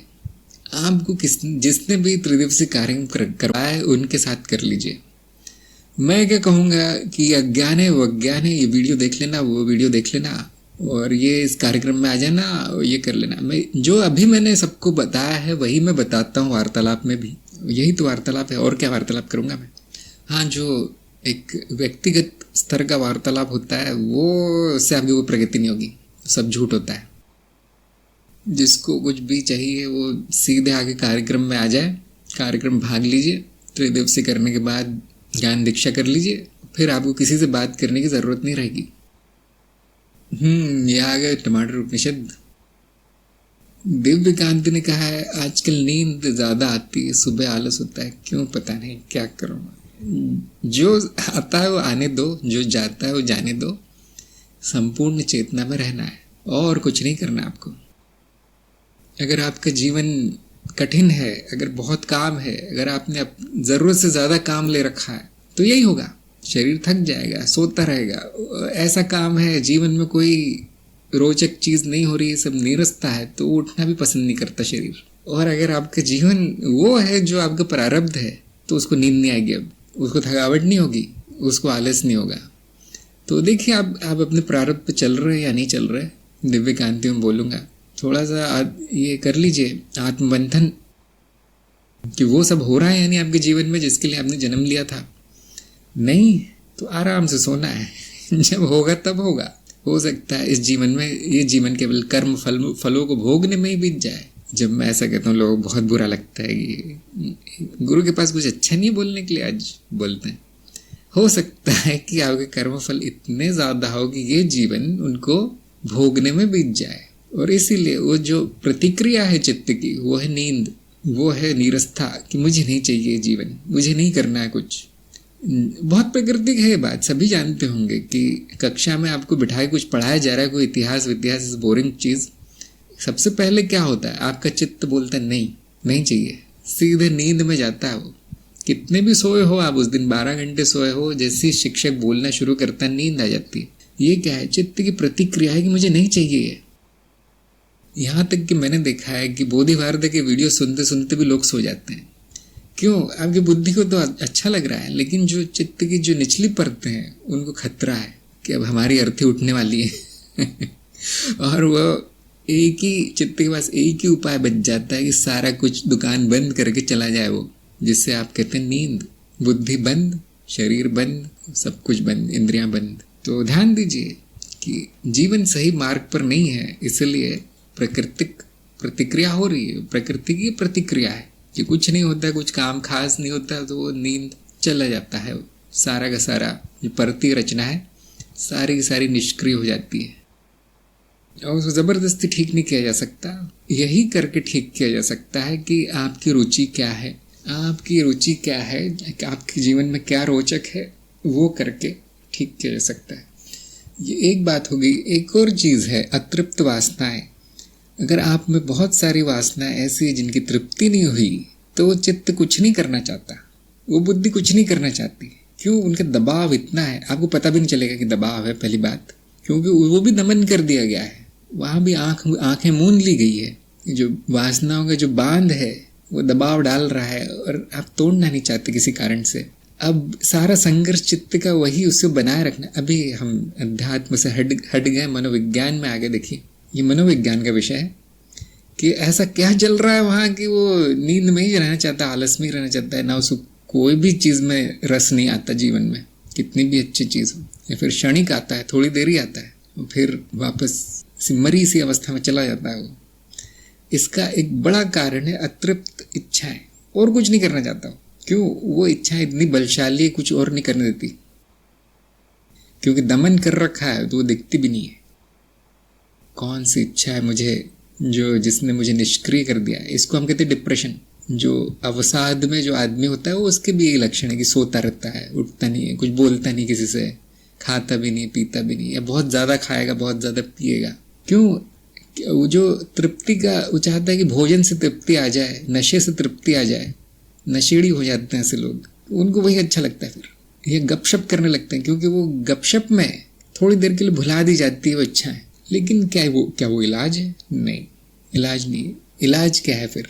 मनोवैज्ञानिक, जैसे आप साइकेट्रिस्ट कहते हैं, पागलों का डॉक्टर हिंदी में कहा जाएगा, शुद्ध हिंदी में, या फिर गुरु। अगर कारण आध्यात्मिक है तो गुरु ठीक कर सकता है, अगर मानसिक शारीरिक कारण है तो फिर नहीं कर सकते हम ठीक। धर्म सिंह ने कहा है, फल हरी सब्जियां हरे पत्तेदार पौधों को तोड़कर हम खाते, क्या है वो विकास क्रम में बाधा है? क्या इसका कर्मफल आता है? हाँ जी, जीव हत्या विकास क्रम में बाधा है उनकी, हमारी नहीं। और इनके कर्मफल क्या आता है? भोजन से आसक्ति। व्यक्ति भोजन करने के लिए बार बार जन्म लेता है। भोजन और प्रजनन, काम वासना, ये दो चीजें बारंबार जन्म का कारण है। जितनी जल्दी हो सके पूरा करके आगे बढ़ जाइए। और वो पौधों की चिंता मत कीजिए, वो अपनी जगह बिल्कुल सही है। अगर पौधों के भोजन आप होते तो आपको खाने में हिचकिचाते नहीं, वो पकड़ के खा लेते। शेर कभी नहीं पूछता मैं मनुष्य खाऊंगा तो मेरा कर्म फल आएगा कि नहीं, खा लेता है वो। आप भी खा लीजिए। जब वो इच्छा तृप्त हो जाए, भोजन की काम वासना तृप्त हो जाए, उस दिन देव योनि, वहां कोई पेड़ पौधे तोड़ने नहीं पड़ेंगे, देव योनि है वो, जल्दी निकल जाएगी। और कोई प्रश्न है किसी का? नींद और आलस के अलावा देखिए, आपकी जो मूलभूत इच्छा है वही पूरी नहीं हुई अभी तक। अब अध्यात्म क्या करेगा? मैं आपको बता भी दूंगा कि आप अनुभव करता है और ब्रह्म स्वयं है और बाकी सब मिथ्या है, और ये नाद का ज्ञान दूंगा, मैं तंत्र ज्ञान दूंगा, ये दूंगा, क्या होगा उससे? आपका कुछ नहीं। आपका अर्थात जीव का, आपको तो वैसे भी कुछ नहीं हो सकता, आप तो अनुभव करता है, आप तो राजा है। आपकी जो सेना बना रखी है उससे क्या होगा? वो बार बार जन्म लेता जाएगा। आप कितनी चेतना में हो रहे हैं, वो चेतना में जन्म लेता जाएगा। जब तक दमित इच्छाएं पूरी नहीं होंगी, ये प्रक्रिया पूरी नहीं होगी। जो संपूर्ण चेतना में इच्छाएं पूरी हो गई वो वापस नहीं आती फिर, कि हाँ मैंने खा लिया, मुझे ये पसंद था, मैंने खा लिया, ये पेड़ पौधे मैंने काट तोड़ के खा लिए। अब उसका पूरा रस लेके अगर आपने वो भोजन किया है तो अगले जन्म में इच्छा क्यों उठेगी उसकी? ये एक विज्ञान है। योनियों में विकास तेज करने के लिए विज्ञान है कि आपको किस तरह का भोजन करना है, किस तरह के संबंध रखने हैं, मेरा प्रारब्ध क्या है, उसके लिए मेरे गुरुजनों की सहायता कैसे लेनी है, क्या करूं कि कर्मफल कम से कम आए। ये एक तरह का विज्ञान है। ज्ञान मार्ग में कुछ नहीं बताया जाएगा। कौन सा मार्ग है? ये तंत्र मार्ग है। तो तांत्रिक का सारा का सारा जोर जो है वासना पूर्ति में क्यों है? क्योंकि वो जानता है इसी ने मुझ पे बेड़ियां डाली है। तो भौतिक जीवन में, आपके क्या कहते हैं, मृत्यु लोक में, स्वप्न लोक में, सूक्ष्म लोक में एक ही कार्य कर रहा है तंत्र मन, ये इच्छा पूर्ति का तंत्र मंत्र के सहारे से। और सबसे तेज प्रगति अर्थात विकास क्रम में तेज प्रगति तांत्रिक की होती है और किसी की नहीं, ज्ञान मार्गिक भी नहीं होगी। हर बार आपकी वही इच्छाएं आएंगी, प्रकट होंगी, हर बार आपको ज्ञान में ही आएंगे, चेतना में वही ज्ञान होगा, लेकिन उसके विकास आपका तेज होगा, ये बात सही है, लेकिन इतना तेज नहीं होगा जितना कि आत्ममंथन करके आपकी जो भी इच्छाएं हैं अहिंसक तरीके से पूरी करना है और खत्म कर देना है, जीवन खत्म। मैं तो कहता हूँ देव होने के बाद किसको चिंता है प्रगति की? ये मनुष्य योनि खतरनाक है, फंसने का यहाँ पे बहुत अंदेशा है। जो लोग बिना ज्ञान लिए इच्छाओं की पूर्ति करते रहते हैं, उनका भी विकास इतना तेज नहीं होता। इसलिए तंत्र मार्ग में भी जो है ज्ञान मार्ग डालना पड़ता है। और ज्ञान मार्ग में अगर आपने तंत्र मार्ग डाल दिया तो क्या होगा? ज्ञान भी होगा, सहज समाधि ब्रह्म अवस्था में आप रहेंगे, लेकिन जीव भी प्रगति कर जाएगा। देव योनि में पहुंचा के फिर कुछ करना नहीं होता, कारण शरीर भी आलसी हो जाता है। अरे मैं देव योनि में आगे अब क्या करना है, भोग ही भोग है। इसलिए देव योनि में जो जीव है वो करोड़ों साल तक भी पड़ा रह सकता है, वो जाएगा तो जाएगा कहाँ? और गुरु भी यही बोलेंगे, तुम बस बैठो, अब आराम करो, तुम्हें क्या है, दुख तो है नहीं कोई, जानने को कुछ होता नहीं है, ज्ञान तो होता नहीं है, सब कुछ संपूर्ण है, पूर्ण है, सुंदर है, सत्यम शिवम सुंदरम, अब आराम करो। हाँ, कभी कभी बोधिसत्व वृत्ति प्रबल है तो फिर व्यक्ति आराम नहीं कर सकता, वो दूसरों की इच्छाएं पूरी करने में लग जाता है। क्यों? क्योंकि आप भी तो मैं ही हूं, तो आपकी इच्छा भी तो मेरी है। अगर मैं पूरी कर सकता हूं उसको, बिना अपना नुकसान किए तो ज़रूर करता हूँ। ये है बोधिसत्व वृत्ति। दूसरों की इच्छा पूरी करने गुरु आते हैं, साधक की सेवा करने गुरु जन्म लेते हैं। आपको लग रहा होगा ये गुरु तो बस पीछे पड़ जाते हैं, ये करो वो करो वो करो, ज़बरदस्ती मुझसे साधना करवाते हैं, अनुशासन में रहने को बोलते हैं। ये किस तरह की सेवा है? यही तो सेवा है। आप ही ने तो कहा था कि मुझे ज्ञान चाहिए, आप ही ने कहा था मुझे प्रगति चाहिए। अब ये सेवा ही तो मिल रही है आपको। जैसे आप डॉक्टर के पास जाते हो कि मेरे पैर में दर्द है, डॉक्टर चेक करता है, हाँ हड्डी थोड़ी सी इधर की उधर हो गई है। अब वो बोलता लेट जाओ। नहीं नहीं डॉक्टर जी, आप मुझे आदेश मत दीजिए, मुझे पसंद नहीं आदेश लेना किसी। तुम घर जाओ, फिर मेरे पास क्यों आए हो? ये सेवा है मेरी, तो वो तो करना ही पड़ेगा। अच्छा अब चाकू लाओ, पैर काटना है। नहीं नहीं नहीं, वो नहीं हो रहा, वो नहीं हो सकता, मुझे दर्द ही पसंद है। अच्छा तो जाओ फिर। तो इस तरह से जब गुरु अपना कार्य शुरू करता है तो सर्जरी की तरह लगता है, उसमें दर्द होता है। बेहोशी का इंजेक्शन भी नहीं देते हम तो कहते हैं चेतना में आ जाओ, ध्यान दो, और उससे वो तकलीफ और बढ़ जाती है फिर शुद्धिकरण की, अज्ञान के नाश की। कुछ लोग इसी चीज़ के लिए बने हैं, हाँ हाँ कर दो आप गुरुजी, आप जो करना कर दो, बिल्कुल आपकी आज्ञा सिर माथे पे। और उनको ज़्यादा तकलीफ नहीं होती, वो 6 महीने बस 6 महीने में उस पार लग जाते हैं। इसको हम कहते हैं समर्पण। जो समर्पित नहीं है वो झगड़ा कर रहा है गुरु से, प्रगति नहीं कर रहा। तो गुरु अगर आदेश भी देता है तो वो भी सेवा ही हो, नहीं तो क्यों देता? रहो वैसे ही, हमें क्या करना। बहुत से लोग बोले नहीं नहीं आप ही का भाग है, आप कैसे उसको छोड़ सकते हैं? मेरा भाग है तो मैं कैसे भी छोड़ू उसको? अगर आप भी मैं ही हैं तो आप जिस भी हालत में मंजूर है मुझे क्या करना। लेकिन नहीं, वहां से एक चीख पुकार उठती है कि मेरी सहायता कीजिए, और तब वो गुरु बैठ नहीं सकता और उसकी सेवा डंडे के रूप में दिखाई पड़ती है कभी कभी। ये मत खाना, वो मत खाना, ये क्या है? सेवा ही तो है आपकी। आपका शरीर सुधारा जा रहा है, ऐसा मत करना, वैसा मत करना, ये मत लेना किसी से, वो मत लेना, ये संबंध अच्छा नहीं, वो संबंध, ये आप ही की सेवा है। जो लोग नहीं चाहते सेवा, उनकी प्रगति नहीं होती। जो सोचते मैं खुद अपनी सेवा कर लूंगा, वो कुछ नहीं करते। अमित ने कहा है आकाश और आकाश तत्व क्या है? हठ योगी क्या शरीर से ही जीता है? क्या उसके उस स्वरूप का ज्ञान होता है? हठ योगी क्या करता है हम कुछ नहीं जानते। देखिए उसे क्या ज्ञान होता है हम कुछ नहीं जानते, क्योंकि वो हमारा मार्ग नहीं है। आकाश तत्व क्या है? सांख्य में बताया गया है ना, जो पंच तत्व में से एक तत्व है जिससे कि सभी अनुभव बने हैं। इन 5 तत्वों से मिलकर सभी तन्मात्रा बनी है। और भी बहुत सारे तत्व हैं, वैसे 25-30 उन्होंने गिनाए हैं, लेकिन पंच महाभूत में आकाश एक है। ये भी ज्ञान मार्ग नहीं है, ये भी सांख्य दर्शन है, लेकिन हम उपयोग कर लेते हैं, इसका उपयोग कर लेते हैं। तो अमित से मैं कहूँगा ज्ञान मार्गी सत्संग में ज्ञान मार्गी प्रश्न होना अच्छा है, उत्तर आएगा। बाकी मार्गों के प्रश्न आप बाकी गुरुओं से कर सकते हैं, जो हठ योगी से आप कर सकते हैं ये प्रश्न। जिसको केवल वेद उपनिषद ही पता है वो क्या बताएगा हठ योगी क्या करता है। हम तो कहते हैं उनको करने दो जो करते हैं, आप मत करना वो। अगर आपने ज्ञान मार्ग चुना है तो अब वो नहीं, उसकी ओर देखना नहीं। अब एक मार्ग, एक लक्ष्य, तब प्रगति होगी। उसी मार्ग का गुरु हो तब प्रगति होगी। आप आए ज्ञान मार्ग के सत्संग में पूछ रहे हैं हठ योग का प्रश्न, उत्तर कुछ और ही योग का आ जाएगा। आप जो करेंगे कुछ और ही रहेगा। अब ये जो बवाल मचा है उससे किसकी प्रगति होगी? ये जो दंगा फसाद हो गया है मार्गों का, उससे किसकी प्रगति होगी? नुकसान होगा आपका, नुकसान। इतना तय है कि आत्मस्वरूप का ज्ञान ज्ञान मार्ग में होता है और किसी मार्ग में नहीं होता। आत्मज्ञान केवल ज्ञान मार्ग में होता है, ये अंतिम है। इसके बाद कुछ भी करते रहिए आप। हठ योग भी कर लीजिए, मैं तो कहता हूँ अनुभव कर्ता से योग करवाया जा सकता है क्या?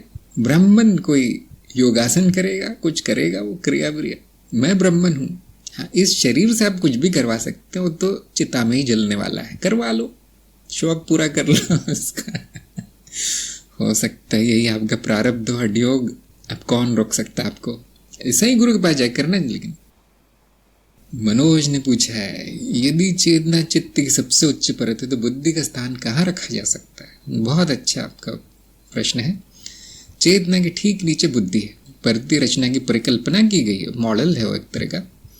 तो हम ये जानते हैं कि बुद्धि शुद्ध होने के बाद चेतना आती है, अर्थात वो चेतना जो है वो एक तरह की बुद्धि है।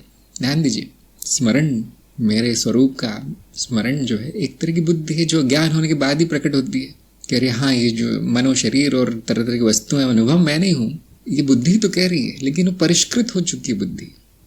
जो अशुद्ध बुद्धि वो क्या कहती है, कहाँ से पैसा जुगाड़ूं, कैसे लोगों को धोखा दूं, किन संबंधों में मेरा फायदा है।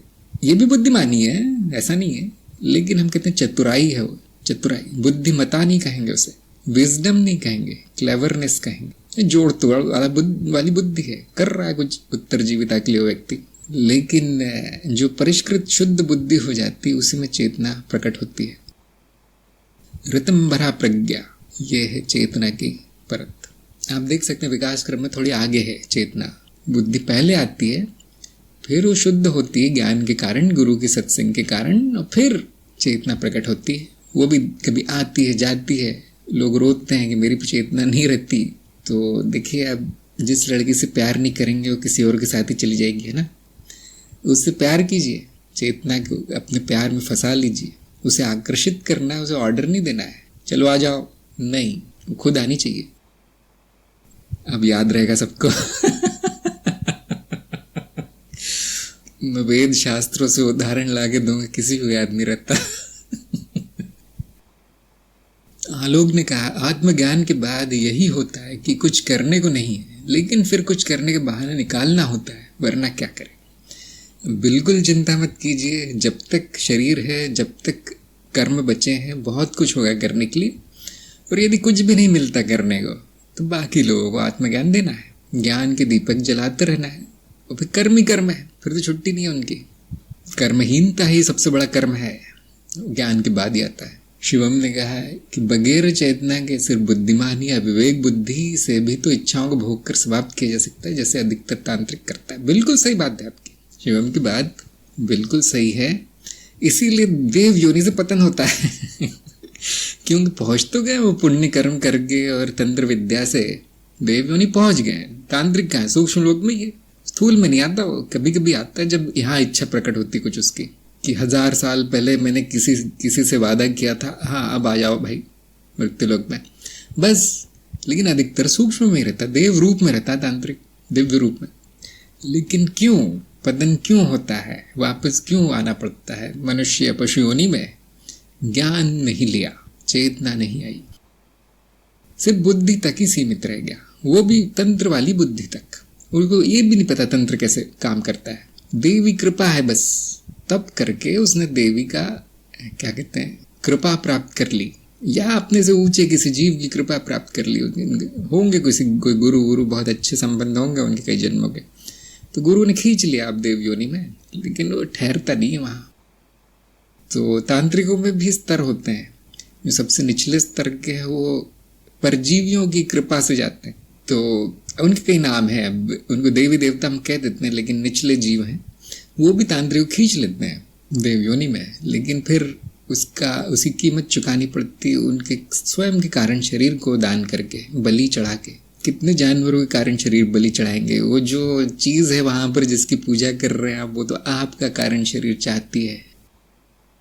तो ये सबसे निचला है, और स्वतंत्र तंत्र सबसे ऊपरी है, ज्ञान मार्ग सबसे ऊपर है। देव योनि पहुंच गए, फिर वापस नहीं आना है। दिव्य कांति ने कहा है चेतना में रहते हुए अगर थोड़ी देर के लिए गुस्सा आए, कुछ देर के लिए मन दुखी हो जाए, फिर शांत हो जाए, तो हम इसे क्या कहेंगे? ये अपने आप धीरे धीरे ठीक होगा। देखिए, अब संपूर्ण चेतना में हो रहा है तो ठीक हो गया है, फिर अब और क्या ठीक होगा? ये वृत्तियां बंद होना प्रगति नहीं कहलाती, वृत्तियों पर नियंत्रण आना, कर्मों पर नियंत्रण आना प्रगति कहलाती है। तो आने दो गुस्सा, ये तो हमारी प्राकृतिक योग्यता है। गुस्सा, डर आदि आदि भावनाएं, विचार, इच्छाएं, ये प्रकृति की भेंट है, दिया गया आपको साथ में कि मनुष्य बन के जा रहे हो, हाँ ये भी ले जाओ साथ में, ये तो जियोगे कैसे? तो उनको फेंकना नहीं है, उनको फेंकना नहीं है, उनका उपयोग करना है। उनका उपयोग कैसे होगा? संपूर्ण चेतना होगी तभी उपयोग होगा, नहीं तो नहीं। तो आने दीजिए, जो भी आता है वो जाने दीजिए, जाता है। अगर चेतना में हो रहा है तो ठीक हो गया है, अगर नहीं हो रहा है और तरह तरह के कर्म हो रहे हैं जो आपको दुख ही दुख दे रहे हैं, तो फिर ठीक करना पड़ेगा, तो ठीक करना पड़ेगा। योग ने कहा सब मिथ्या है, ये बात बिल्कुल सही है, प्रमाणित है। फिर भी मन में एक भय असमंजस की स्थिति है, ऐसा क्यों है? मन भी मिथ्या है, भय भी मिथ्या है, और उसकी सारी स्थितियां भी मिथ्या है। बेकार सी चीज है वो। सारी वृत्तियों को देख लीजिए ध्यान से, चेतना से, और आनंद उठाइए। जिस भी स्थितियों से जा रहा है वो आनंद उठाइए, उनका रस लीजिए उनका, फिर वो नहीं रहेगी। अगर आपको भय में ही रस आने लगा तो आप देखेंगे वो चला गया, रुकता नहीं है। फिर जितना अवरोध पैदा करेंगे इन स्थितियों के लिए कि नहीं चाहिए नहीं चाहिए, ये क्यों हो रहा है क्यों हो रहा है, उतना होता रहेगा। अगर आपको भूतों से डर लगता है तो भूतों से दोस्ती कर लीजिए, वो डराना ही बंद कर देंगे। तो इस तरह है, आपके मन में जो भी वो भूत हैं, अब उनसे डरना नहीं है, उनके साथ क्रिकेट खेलिए मन में ही, और फिर सब मिथ्या है क्योंकि, है ना। अब क्या है, मुझे अब क्या परेशानी है? हाँ, डर लग रहा है, अच्छा आ जाओ, तुम भी आ जाओ टीम में। अच्छा, ये वासना आ रही है, तुम भी आ जाओ विकेट कीपिंग। ऐसे सब खेल बना लेना है अपने जीवन को, और फिर जो हो रहा है सब मिथ्या में हो रहा है, सब ठीक हो रहा है, अच्छा हो रहा है। जिसने इनका दमन कर दिया उनको, हाँ, मैं टिकट देता हूं आगरा के, ताजमहल के लिए नहीं। दर्शन शास्त्र और अध्यात्म क्या भेद है? बहुत अच्छा प्रश्न है आपका। अध्यात्म आत्म स्वरूप के बारे में, स्वयं को जानने के बारे में, और दर्शन शास्त्र कोई भी विषय हो सकता है उनका। सत्य क्या है, असत्य क्या है, नैतिक क्या है, सुंदर क्या है, और राजा को क्या करना है और प्रजा को क्या करना है, ये चीज़ें भी दर्शन शास्त्र में मिलती है। और मनुष्य का ऐसा स्वभाव क्यों है, वैसा स्वभाव क्यों है। और अध्यात्म में क्या मिलता है? तत्व ज्ञान मिलता है, तत्व ज्ञान। और हम ये कह सकते हैं कि दर्शन अध्यात्म की शाखा है, ज्ञान मार्ग की शाखा दर्शन शास्त्र है। और किसी मार्ग में कोई दर्शन नहीं होता, ज्ञान मार्ग में दर्शन शास्त्र होता है। इसी तरह से विज्ञान, तंत्र, ये सब ज्ञान मार्ग की से निकली हुई शाखाएं हैं। तो हम क्या कहते हैं? सांख्य दर्शन। हम ये नहीं कहते कि सांख्य अध्यात्म, हम कहते हैं अद्वैत दर्शन। हम ये नहीं कहते कि अद्वैत अध्यात्म है। अध्यात्म एक जीवन शैली है। तो हाँ, इसमें थोड़े से मतभेद हो सकते हैं लोगों के, नहीं अद्वैत भी अध्यात्म है, वो दर्शन भी है। अच्छा भाई ठीक है, जिसकी जो इच्छा है वो ठीक है, सब ठीक है। फिर शुभम ने कहा है कि आपने तंत्र बोधि के लेख प्रकाशित करना क्यों बंद किया? वो लेख पढ़कर तंत्र के प्रति बहुत रुचि जागृत हो गई थी। कारण आज तक जो भी तंत्र के बारे में पढ़ा सुना था, उन्होंने तंत्र को बाधा कहा था। केवल आपसे ही जाना कि तंत्र से विकास होता है और ज्ञान मार्ग के साथ तंत्र मार्ग भी उपयुक्त हो सकता है। इसकी बड़ी रामायण है। ऊपर से मना करवा दिया गया कि अभी मत करना ये, क्योंकि ज्ञान तो आ रहा था सारा कुरुक्षेत्र संपर्क होके, लेकिन फिर ऊपर से आज्ञा नहीं मिली और ज़्यादा बताने की, क्योंकि जो बताया जा रहा है वो बहुत ज़्यादा है। तो कलयुग के कारण तंत्र का दुरुपयोग संभव है, इसलिए उसको रोक लिया गया। लेकिन जो तंत्र मार्ग पे आना चाहते हैं ज्ञान मार्ग के बाद, उनके लिए खुशखबरी है, वो सिखाया जाएगा आपको आगे जाके। और वो एक तरह का सीमित तंत्र होगा जिसका दुरुपयोग नहीं हो सकता, ऐसा तंत्र होगा। तो जैसा कि मैंने उस दिन कहा पुणे में कि अभी भी प्रतीक्षा है, आज्ञा अभी तक मिली नहीं है, नहीं तो हम शुरू कर देते तंत्र दीक्षा कार्यक्रम। सॉफ्टवेयर तो बना है, वीडियो बदलना है बस। लेकिन उसमें फिर सबको लिया नहीं जाएगा, सबके लिए खुला नहीं होगा। वो तंत्र की एक विशेषता है कि सबको नहीं दिया जाता। ज्ञान की विशेषता क्या है? कोई भी ले लो, जो तैयार है ले लो, नहीं है तैयार आगे बैठ जाओ सत्संग में, कुछ तो सुनोगे, कुछ तो कान पे पड़ेगा आपके, कुछ तो ज्ञान होगा। तंत्र में ऐसा नहीं है, बहुत परीक्षा ली जाती है, उसके बाद थोड़ी सी विद्या दी जाएगी आपको। किसने कहा है कि आप तंत्र को समर्थन देते हैं? आलोक ने कहा। अच्छा, इसका महत्व बताइए। मैं समर्थन सभी मार्गों को देता हूँ, ऐसा मत सोचिए। कोई मजाक बहुत उड़ाता हूँ दूसरे मार्गों का, क्योंकि ज्ञान मार्गी ऐसे होते हैं, थोड़े से टेढ़ी बुद्धि के होते हैं। लेकिन समर्थन मैं सभी मार्गों को करता हूँ। कौन सा मार्ग अच्छा है? जहाँ मेरी प्रगति है, जहाँ आपकी प्रगति हो, आपके लिए अच्छा है। देखिए, कोई बुरा नहीं है मार्ग, तंत्र मार्ग भी बुरा नहीं है। अगर आपकी प्रगति उसी में है तो जरूर लीजिए। मैं केवल इतना कहता हूँ कि बिना गुरु के कोई भी मार्ग पे जाना बेवकूफ़ी है। सब में ही बाधा आएगी, सब में दोष आएंगे, सबसे हानि होगी। कोई भी मार्ग लीजिए, ज्ञान मार्ग भी ऐसा ही है। तंत्र का महत्व तभी है जब आप गुरु के आश्रम में कर रहे हैं। इसलिए बहुत से लोगों ने, जिन्होंने मुझे विनती की थी तंत्र सिखाने की, उनको मैंने कहा था कि फ़ोन पे नहीं हो सकता अब ये टेलीग्राम तंत्र नहीं होगा, लेकिन सभी की सीमाएं हैं, सभी का जीवन है। ज्ञान मार्गियों की नौकरी, बच्चे, पति पत्नी होते हैं, माँ बाप होते हैं, वो नहीं आ सकते छोड़ के। और मेरे पास कोई प्रयोगशाला नहीं है तंत्र की, मेरे पास कोई लिंग नहीं है, कोई देवी नहीं है, कोई मूर्ति नहीं, कुछ भी नहीं है। जिस तरह के तंत्र हम सिखाते हैं इसलिए पूरी तरह मानसिक है, और जितना भी सिखा जा सकता है उतना सिखा दिया गया है। आप लोग तो मेरा स्वभाव जानते होंगे, मैं एक दिन भी देरी नहीं करता। यहाँ ज्ञान है, वहाँ जाना है, एक दिन की भी देरी नहीं होती। मैंने देखा वो तंत्र बोध ही इतना छोटा छोटा है कि उसके 2 मिनट का भी वीडियो नहीं बनेगा, तो मैंने उसको बस ऐसे ही प्रकाशित कर दिया। अब वो ज्ञान कोश में पढ़ा हुआ है, जिनकी रुचि ज्ञान कोश में जाकर पढ़ सकते हैं। और ऐसा नहीं कि और जानने का कुछ नहीं, बहुत है, लेकिन अभी बताने का समय नहीं आया है। कुछ ही लोगों को दिया जाएगा तंत्र, आप अनुमान लगा सकते हैं किन को, जो उसका अच्छा उपयोग कर पाए ज्ञान प्रसार आदि में। अगर उससे जन कल्याण नहीं हो रहा है, जीव का कल्याण नहीं हो रहा है, तो नहीं दिया जाएगा फिर। तो यही महत्व है तंत्र का। अगर कल्याण हो रहा है तो हाँ, मैं वो भी करूँगा, लेकिन बिना गुरु के नहीं मतलब काफ़ी अपमान झेलना पड़ा मुझे गुरुजन से कि तुम ये जो कर रहे हो खुद तो सीख लो पहले, ऐसा बोला गया मुझसे, तो इसलिए हम रुक गए। फिर धर्म सिंह ने कहा कि इच्छाएं भोगने से समाप्त हो जाती है, बढ़ जाती है। अगर वो बढ़ रही है इच्छा, तो आपने भोगा क्या? फिर तृप्ति कहाँ हुई? तो ध्यान दीजिए, इच्छाएं 2-3 तरह की होती है। एक जो आवेग होता है, क्षणिक आके चला जाता है, तृप्ति हो जाती है। कुछ इच्छाएं होती है जो दोहराती हैं बार बार, कि आज भी चाहिए, कल भी चाहिए, परसों भी चाहिए, और जीवन काल तक चलती है। जैसे खाने की इच्छा है, सांस लेने की इच्छा। कुछ 1-2 दिन में, मुझे गाड़ी चाहिए थी, यहाँ खरीद ली, अब वो समाप्त हो जाएगी। अब कोई बहुत बड़ा मूर्ख ही होगा जो रोज गाड़ियाँ खरीद रहा है, ज़्यादा पैसे हो गए, अब रोज खरीद रहा है, बहुत ही बेवकूफ़ होगा। हाँ, मेरी जो इच्छा थी पूरी हुई, हाँ मेरी यहाँ बद्रीनाथ जाने की इच्छा। अब रोज जाएगा वो आदमी बद्रीनाथ? 1 बार जाएगा, 2 बार जाएगा मैक्सिमम। तो आपको इच्छाओं की इनका विज्ञान जानना होगा, कौन सी इच्छाएं दोहराती हैं, जिनको कि जो तब तक नहीं जाएगी जब तक कि मनुष्य जीवन नहीं समाप्त हो जाएगा। मनुष्य जीवन तभी समाप्त होता है जब वो तृप्त हो जाती है इच्छा, तब तक वो बार बार चाहेगा उसको। और कुछ इच्छाएं बहुत जल्दी समाप्त हो जाती है। कुछ इच्छाएं मानसिक आवेग होता है, वो कर्म ना करने पर भी समाप्त हो जाती है, खत्म हो जाती है। कुछ इच्छाएं वाणी से समाप्त हो जाती है। मैंने बहुत बड़ा एक चमत्कार देखा है बोलने मात्र से कुछ इच्छाएं समाप्त हो जाती है। ये बातें बहुत कम लोगों को पता है, और ये तंत्र मार्ग के अंतर्गत है। तो एक बहुत अच्छी इच्छा है, वो है किसी का प्रेम पाने की इच्छा। बोलने मात्र से ठीक हो जाती है, वो कुछ करना नहीं पड़ता, तृप्त हो जाती है। और उससे मिलती जुलती इच्छा काम वासना की, जो बोल कर समाप्त की जा सकती है। बहुत सी ऐसी इच्छाएं किताब पढ़ने की इच्छा, आपकी कोई सिनेमा देखने की इच्छा, 1 बार में हो जाएगी समाप्त। अगर वो बढ़ जाती है तो मतलब तृप्त नहीं हुई है, तृप्त नहीं हुई। कई बार दोहराने के बाद समाप्त होगी वो। विराट ने कहा है, संस्कृत शब्द का अर्थ कुछ विस्तार से बताने की कृपा। संस्कृत शब्द, कौन सा शब्द?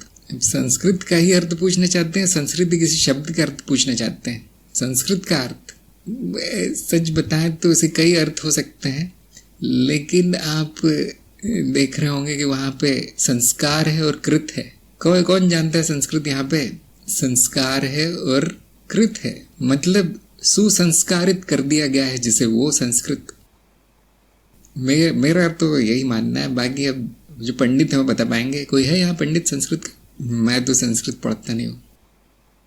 तो जो देव भाषा है, स्वाति ने कहा है संस्कारों से अलंकृत। हाँ बिल्कुल सही, मैं भी वही बोल रहा हूँ, जिसे सुसंस्कृत कर दिया गया है, जिसे सुंदर शुद्ध कर दिया गया है, संस्कारित।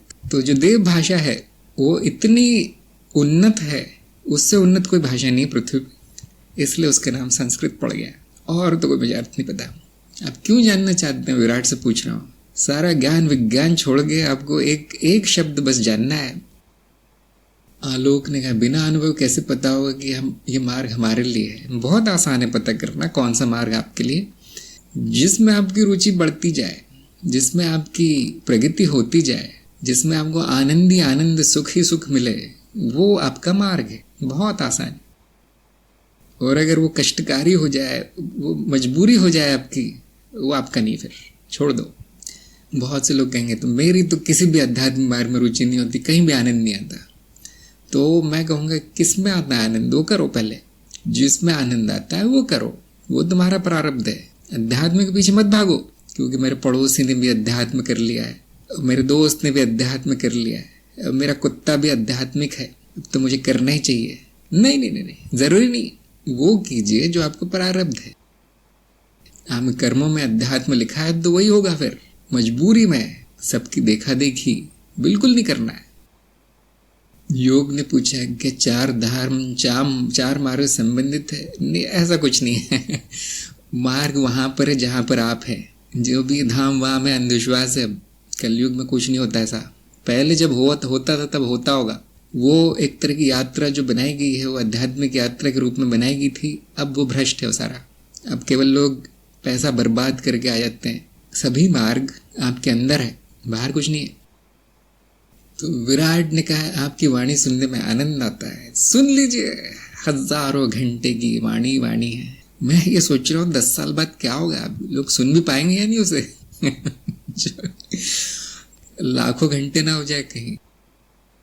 मैं ये कहता हूँ कि अगर आनंद आता है तो उसका उपयोग भी कर लीजिए। केवल आनंद नहीं लेना है, इस ज्ञान का उपयोग भी कर लीजिए थोड़ा। फिर इस तरह के प्रश्न नहीं आएंगे छोटे मोटे कि इस शब्द का अर्थ क्या है और उस शब्द, उससे आपका जीवन नहीं संवरने वाला, उससे आपकी प्रगति नहीं होने वाली। हाँ, लोग ने कहा शारीरिक चिन्ह जैसे आज्ञा चक्र पर तिल मार्ग का संकेत देते हैं, मार्ग निर्धारण से जुड़ा प्रश्न है? नहीं देते।